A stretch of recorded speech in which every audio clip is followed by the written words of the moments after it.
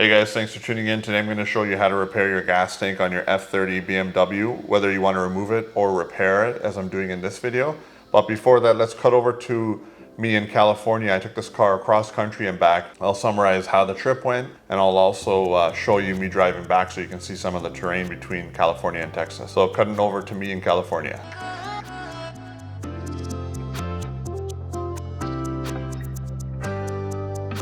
If you notice I'm in sunny California, you can see the hills in the background.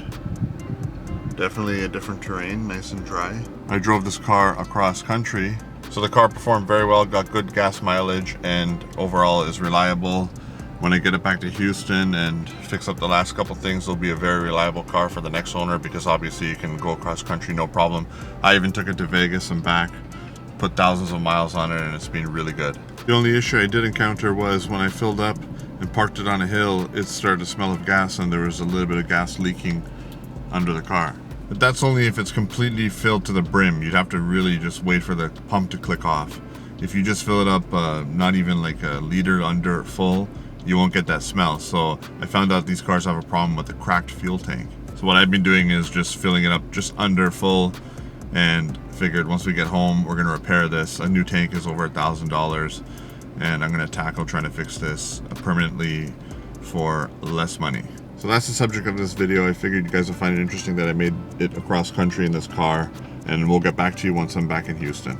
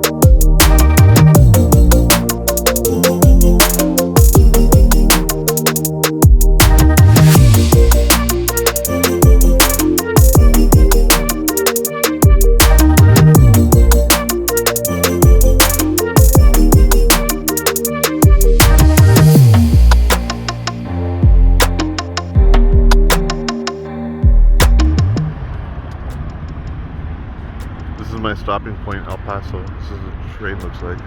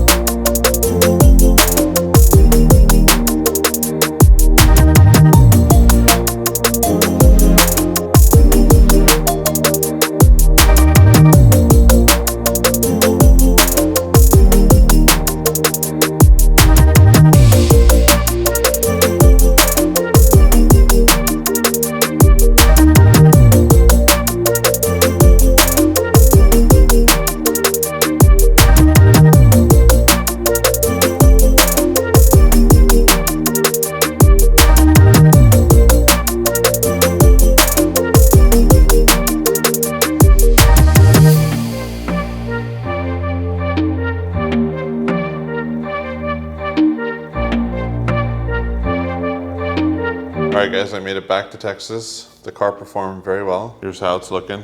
So I drove the car until it said it has about 10 miles of range left, so it's basically empty. We're gonna get the car jacked up now and see about removing that gas tank.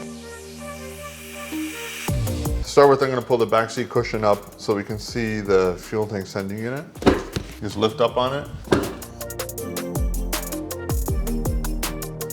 So typically on older BMWs, you'd have a plate here and a plate here, which you could remove. If that was the case, we would have been able to repair this just like this, but unfortunately on the F30, there's just a one side. There's no plate on that side. So you have this side where you have the fuel pressure regulator and the fuel pump assembly all in one. On the older cars like the E90, you'd have the fuel sending unit here, and then you'd have the fuel pressure regulator over there. But what they did was they kind of kept a similar design and just plugged up that side. And there's a weak point where the tanks get pressurized and it can crack. And this is a common problem on these cars from what I've seen. People are replacing tanks. There's plenty of forum references where these tanks pressurize and crack and they can't even pass smog because of evap emissions and stuff. I'm not getting those codes yet, but it's a common problem. I can definitely tell that. So these are 10 mils.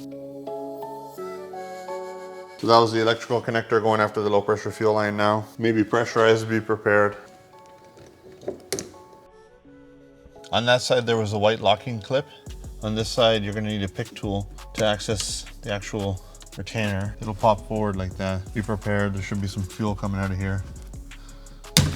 Bad news, that snapped right off. Normally these are a little forgiving. I pulled straight up, but it just kind of let go. So learn from my mistake. You do need to disconnect this to be able to drop the tank to fix fuel leak. So I already ordered a new sending unit used off eBay. Just gonna change that top hat piece and move on. It's like 20 something bucks, 27 bucks delivered. So for now, I'll have to glue this in place just so I can park the car, and I won't really drive it until I've replaced this piece, the whole top hat. But learn from my mistake, be extra careful. All right, I'm jacking the car up by the rear diff now.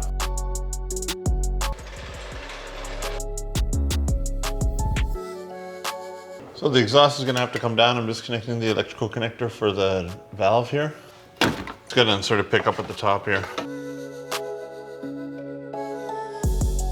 Just have to remove that plate, obviously. I'm going after the clamp up the front here for the exhaust. That's a deep 13 socket. There's two E10s here.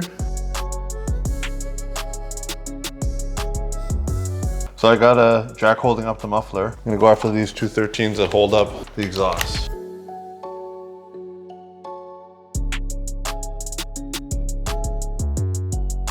Not a big deal, it kind of just popped off its wood piece as I went to the front and slid the pipe off of the downpipe. I know that that's not normally very hard because I changed the turbo recently and it came off easily even though it had never been touched. So we'll get this exhaust out of the way now. Now it's the heat shields. We'll get this out of the way.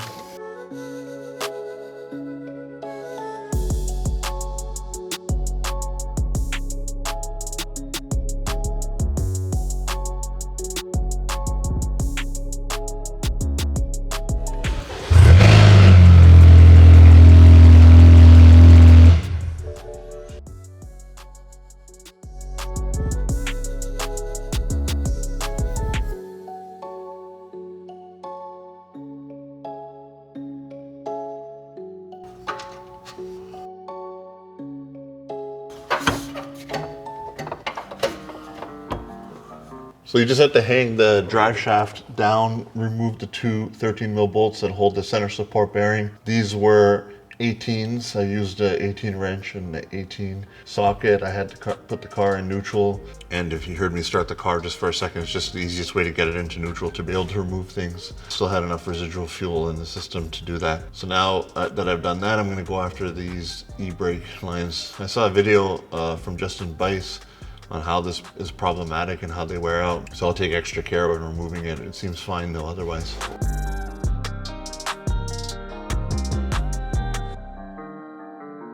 You can see the clamp for the filler neck going to the fuel tank.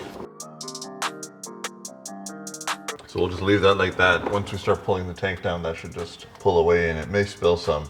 Even though I'm very low on fluid, there still could be some in there, so we should expect it to drip from there. Next we have the evap canister bolted up. I'm gonna get that from the side. Next up we gotta take the e-brake cables off, so I'm gonna have to take the wheels off and the rotors off.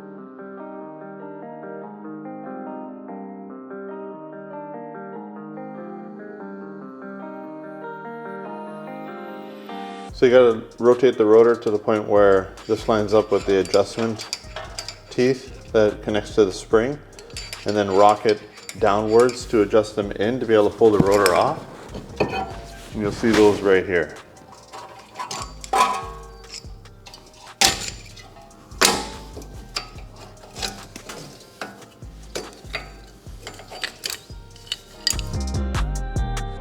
There's a metal retaining bracket for the e-brake cable. It's a 5mm Allen that you just access from the back side. You'll be able to pull the cable straight out like that. I'll try to show you in better detail on this side. 6mm Allen right here.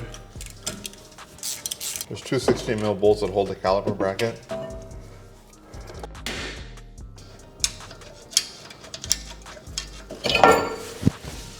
And this side you want to go upwards. And then come through here, put your screwdriver on these little clips and turn them until they release. And you want to pry these apart enough that you can get this piece out. I'm going to pry the spring over enough that it will pop out of here.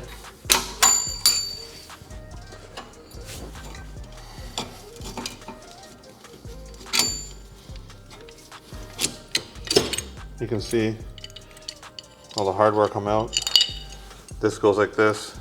You attach your cable through here. Then we'll use our 5mm Allen, go for the bolt that holds the cable down. And then you can pull the cable out, as you can see, and then down. Now the tank can come forward and out of the way. At this point, the only thing remaining is a vent line on the side of the tank, but I have to lower it a bit first to be able to get access to that. So I'm gonna go after this strap first. All right, so I dropped that down enough just by taking the one strap off. It doesn't feel heavy, of course, because there's not any fuel in it. I'm gonna go see if I can reach from the side and disconnect that one vent line. I was able to get that vent line off. It just has a little white spot that you push in, and then you can pull the hose off. Just like similar to the fuel line, at least how it was on an E90.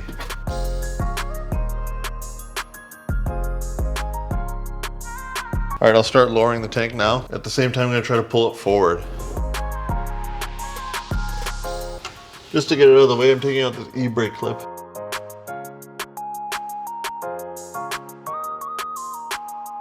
So there's the tank removed. Keep in mind where you position those jacks can interfere with you being able to remove the tank. Okay, so you can see some of the staining because of the dirt on there. You can see where it was leaking and dripping down the tank. It would basically pool up around that circle there, and you'd have to be completely full. It would have to be right to a brim, and it should be probably pretty hot where the pressure inside the tank starts to push the fluid out. So what I found was hairline cracks here and hairline cracks here. With enough pressure, this would expand and it would allow for the fluid to leak out. And I guess eventually, if this gets bad enough, you'll start getting evaporative emissions codes because you're not able to maintain a proper vacuum in the tank.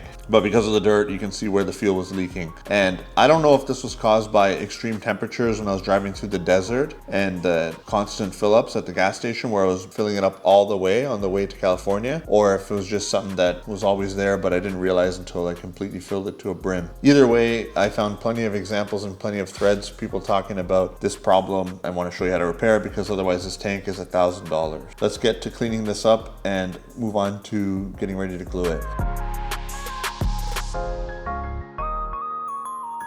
So it would appear that this is some type of cap that's glued in, and maybe this is designed to flex with pressure so that the tank wouldn't rupture. And this glue seal here is what failed because this is popped up on the sides here. It's not as far down as it used to be from the looks of it. It looks like this is the issue. This sealant here around the perimeter is what let go. So rather than mess with this and try to hammer it back down or anything like that, it's already expanded to the point where it wanted to based on heat. So I'm going to leave things as they are and just glue all around it. Sand this surface here and then apply JB Weld all the way around here to bridge the gap and keep it leak free for the future. So I'm going to sand around that lip there.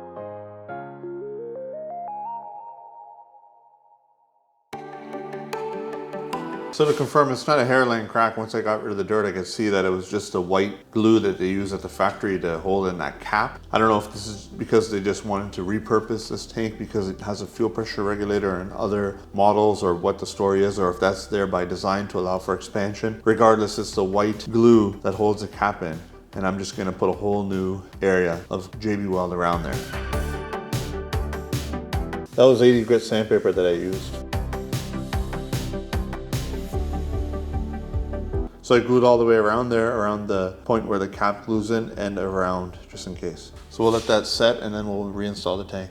Given this is a returnless system, I'm guessing that this cap is installed at the factory based on installing a whole bunch of fuel pressure regulator hardware and whatnot and some tubing across. So they needed to be able to install the hardware and then seal the tank up when they're done. Normally you'd have a fuel pressure regulator here on like an E90, but not on these, so they just basically put the cap in and then melt plastic around it or glue it, and then it can fail. I'm sure they've probably updated this by now, but it's a very big problem. It seems it's pretty common. So that's what my guess is, and by putting glue on the outside, we're kind of bridging that gap. All right, so the glue is set at this point. It's no longer sticking to the touch. Didn't take very long, like 5 to 10 minutes. I used JB Weld Quick. This is what I used, JB Weld Quick, to set this up. So I'm gonna go ahead and set the camera up just on a time lapse to breeze through the reinstallation.